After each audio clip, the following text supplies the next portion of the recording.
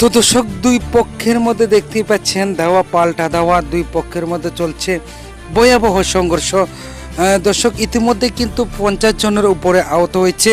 তো দর্শক, এই সংঘর্ষটি হচ্ছে হবিগঞ্জ ইউপি চেয়ারম্যানের দায়িত্ব পালন করা নিয়ে দুই পক্ষের মধ্যে এই সংঘর্ষ শুরু হয়েছে। দর্শক, আমি যেহেতু আরেকটু বলে আপনাদেরকে বিস্তারিত খুলে বলার চেষ্টা করছি।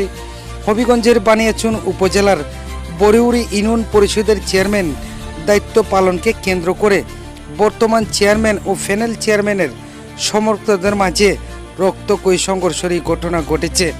সোমবার 8 জুন সকাল 11:30টায় দিকে ইউনিয়ন পরিষদ প্রাঙ্গণে শুরু হয় সংঘর্ষ।